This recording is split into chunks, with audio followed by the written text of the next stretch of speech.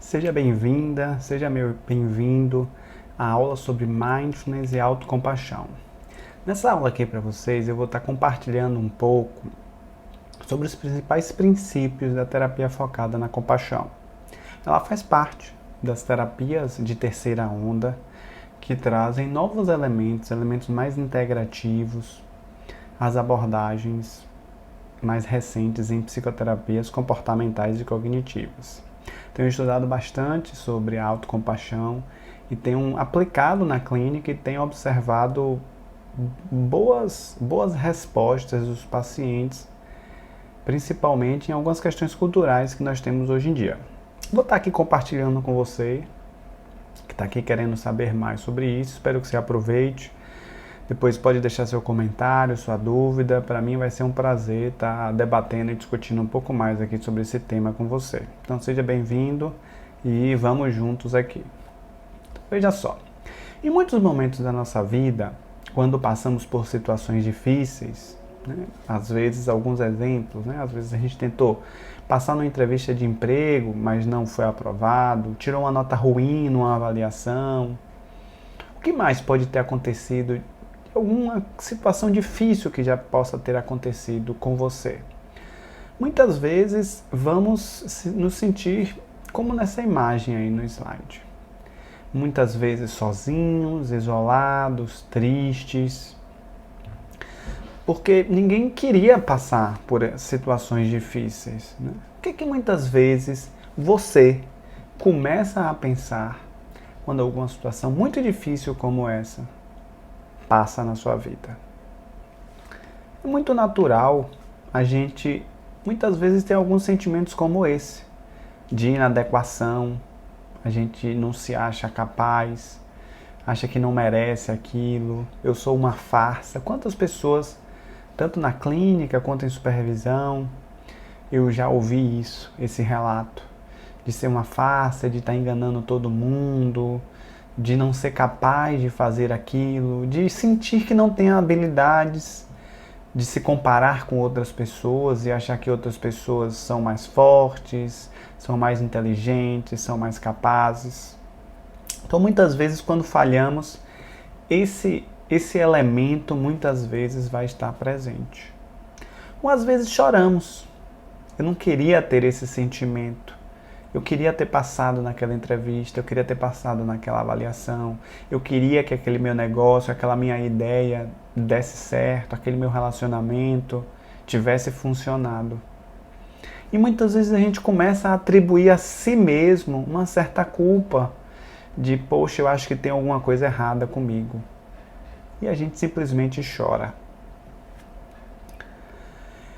Isso muitas vezes, esses elementos que eu acabei de citar aqui, vão funcionar como mecanismos de defesa, pensando numa resposta adaptativa biológica mesmo, uma resposta filogenética. Quando a gente fica lutando contra algo que a gente tentou fazer e não conseguiu, muitas vezes a gente luta com esse, e muitas vezes vem esse sentimento de autocrítica. Eu preciso me esforçar mais, eu sou ruim, eu ainda não sou bom, eu tenho que melhorar, eu tenho que lutar, eu tenho que ir com garra. Eu sou ruim mesmo, eu deveria ter me esforçado mais, eu não merecia. Isso é uma resposta muito comum, onde a gente começa a lutar contra aquilo que a gente está sentindo, muitas vezes aquela culpa. Aquilo que a gente sente que a gente não queria sentir. Ou mesmo fugindo dos outros, se isolando da situação, ficando em casa quietinho, sem sair do quarto, sem conversar com ninguém. Perceba-se que essa é uma outra forma de fugir desse predador, que é a falha. Os predadores hoje são muito mais simbólicos do que pensando enquanto espécie que vivia numa floresta. E esses predadores simbólicos muitas vezes vão ser essas situações de dificuldade, de falha, de tentativa e de não conseguir realizar algumas coisas. Ou às vezes congelamos, ficando com aquele pensamento ruminando o tempo todo no pensamento. Perceba que essas respostas são muito comuns e fazem parte, talvez, de uma área no nosso cérebro mais antiga do ponto de vista filogenético, onde é uma resposta mais instintiva, no sentido de querer se livrar daquilo, se isolar, se autocriticar ou mesmo ficar pensando. Só que quando isso tudo acontece com um amigo ou com uma amiga sua, ou com um filho ou um parente, o que você costuma dizer para essa pessoa? Você costuma falar a mesma coisa que você fala para você mesmo? Na grande maioria das vezes a resposta é não. Por que não? Porque muitas vezes quando nós vamos conversar com algum amigo, um filho, nós tentamos trazer uma outra conotação para aquilo. Vamos tentar dar apoio, vamos tentar dar força, vamos ter compaixão com aquela pessoa. Analisando do ponto de vista filogenético, vamos tentar ativar outras áreas muito mais evoluídas do ponto de vista filogenético, muito mais presente nos mamíferos, nos primatas e em nós humanos, de cuidado, de força e de acolhimento. E é a partir disso que eu quero falar um pouco mais com você sobre terapia focada na compaixão. E aí então eu trago esse elemento da compaixão, que muitas vezes a cultura nos ensina. Seja gentil com os outros. Isso nós somos incentivados. Nós somos incentivados a cuidar dos outros, a não cobrar exageradamente. Só que muitas vezes a gente não é ensinado a fazer isso conosco, com a gente mesmo. A gente tem dificuldade às vezes de pensar nessa possibilidade de ser gentil e compassivo conosco mesmo, em meio ao sofrimento. E quantas vezes já atendi pacientes, dei supervisões a outros terapeutas, psicólogos, psicólogas que se perguntam: é possível fazer isso dessa maneira? E a resposta é sim. E é muito disso que a terapia focada na compaixão nos traz. Por quê? Porque a sua mente, ela pode ser a sua melhor amiga ou a sua maior inimiga, dependendo como você se relaciona com ela. Por isso eu quero trazer esse elemento central nessa aula de hoje, que são os 3 elementos da autocompaixão, da terapia focada na compaixão, que é a autobondade. Você pode cuidar de você mesmo em momentos de sofrimento. Nós podemos oferecer cordialidade, cuidado, acolhimento, força, bondade, paciência em momentos difíceis. E muitas vezes temos muita dificuldade de oferecer isso para nós mesmos. Nesse momento, é muito importante que tenhamos em mente o sentimento de humanidade compartilhada, de que a dor que a gente está sentindo naquele momento de dificuldade é uma experiência humana compartilhada. Isso, muitas vezes que a gente está sentindo, outras pessoas também sentem. É isso que as pessoas sentem quando passam por esses problemas.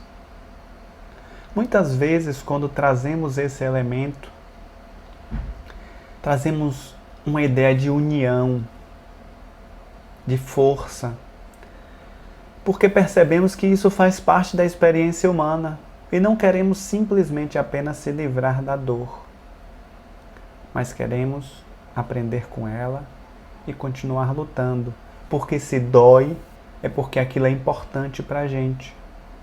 Por isso que a gente sente. Se fosse algo indiferente, a gente não iria sentir nada. Mas quanto mais aquilo importa, mais dor vai vir. E essa dor faz parte da experiência humana. E muitas vezes, quando vivemos essa dor sozinho, achando que só a gente passa por aquilo, muitas vezes é bem mais difícil. Por isso, trazer esse elemento nesse momento de dificuldade para o seu paciente, para você mesmo, é bem importante esse sentimento de é isso que as pessoas sentem quando passam por essa situação. E o terceiro elemento é o mindfulness, é essa consciência do que acontece no momento presente.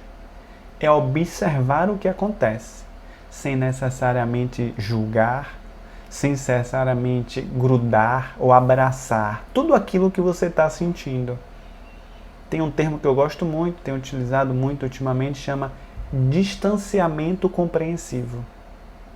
É você poder sentir o que você sente, momento a momento, sem necessariamente tentar evitar, julgar ou se livrar daquela situação.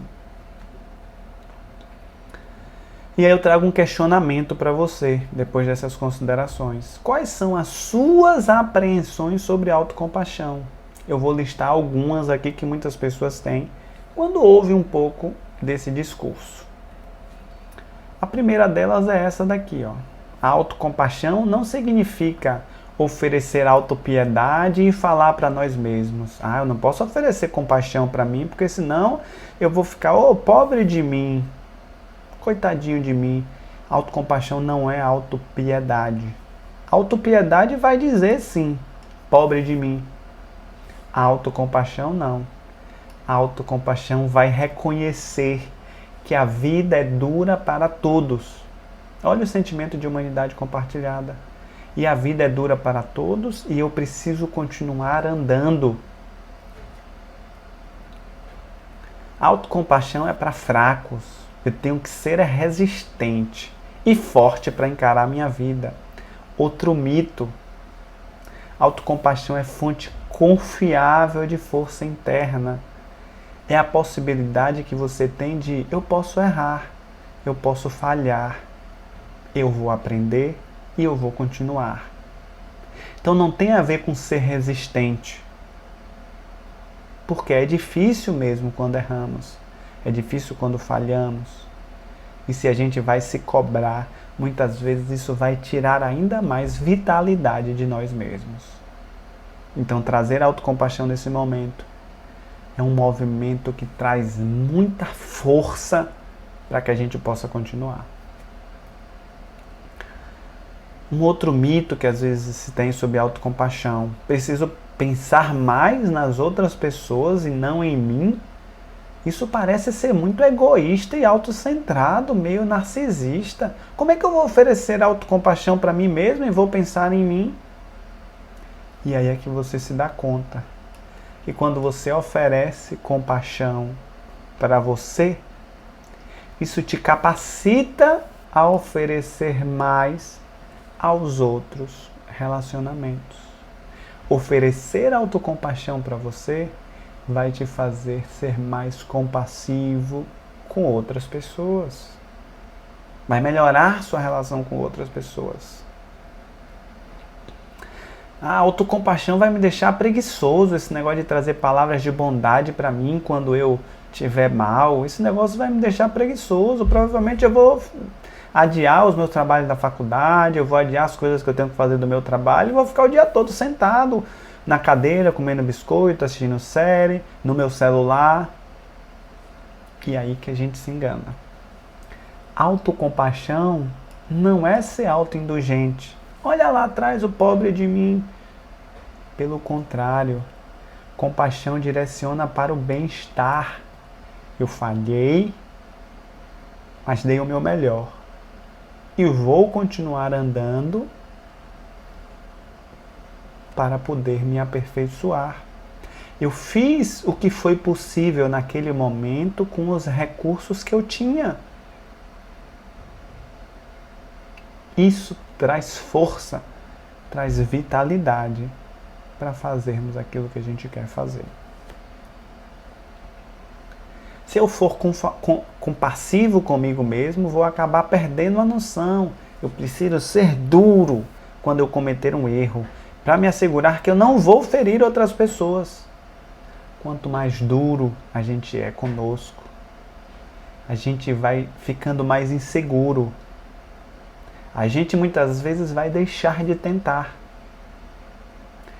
Isso vai fazer com que a gente tenha muito mais chances de desistir. E a autocompaixão não. A autocompaixão proporciona segurança necessária para assumir os erros que vão acontecer, em vez de precisar culpar outras pessoas por ter errado. Então perceba que todos esses elementos da autocompaixão estão presentes e que podem ser facilmente questionados por vários mitos sobre a autocompaixão. Vamos para mais 2 aqui. Eu nunca vou chegar aonde quero na vida se eu me abrandar, se eu diminuir a minha autocrítica severa, mesmo que por um momento. É isso que me direciona para o sucesso. E aí é onde você está enganado.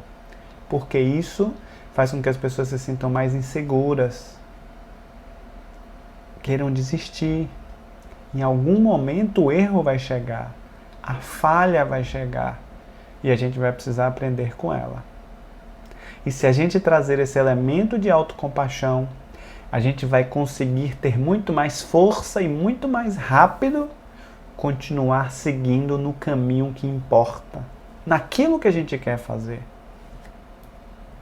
A autocompaixão é ótimo para algumas pessoas, mas eu tenho altos padrões de objetivo e quero atingir na minha vida. Só que isso só faz com que você se afaste, se cobrar. O que a gente propõe aqui é a autocrítica, ela tende a minar a autoconfiança e leva ao medo e ao fracasso. E é justamente isso que muitas vezes as pessoas querem evitar. Porque quando falhamos e sofremos, é porque aquilo é importante para você. Então, trazer esses elementos da autocompaixão nos momentos difíceis parece ser muito mais interessante do que trazer esses elementos de culpa, de autocrítica, de ruminação ou de isolamento, como falamos alguns slides atrás. Por isso eu ressalto mais uma vez aqui, lembre-se desses 3 elementos: autobondade, humanidade compartilhada e mindfulness. Se você conseguir elencar esses 3 elementos e trazer ele para o seu paciente, trazer ele para a sua vida, com certeza você vai caminhar com muito mais força para aquilo que você quer na sua vida. Trazendo elementos de autobondade quando coisas difíceis acontecerem, quando falhas acontecerem, sabendo que aquilo faz parte da vida e de que outras pessoas também sentem aquilo e podendo sentir aquilo sem necessariamente evitar ao máximo. Se você quer saber mais sobre terapia focada na compaixão, eu indico esses 2 livros, Manual de Mindfulness e Autocompaixão, da Christian Neff. E esse livro, ele é um pouco mais técnico, ele traz mais uma parte teórica da terapia focada na compaixão, do Paul Gilbert, Terapia Focada na Compaixão. O livro da Christian Neff, ele é um pouco mais prático, ele traz tem menos textos, é um livro mais prático, com algumas meditações de autocompaixão, enquanto o livro da Terapia Focada na Compaixão é um livro um pouco mais técnico, é um livro que traz elementos importantes se você quer entender o arcabouço teórico da terapia focada na compaixão. A aula de hoje aqui foi uma visão geral sobre quais são esses princípios ou o que talvez a gente pense sobre terapia focada na compaixão. Espero que você tenha gostado, espero que você tenha aproveitado a aula e até um próximo encontro. Até mais!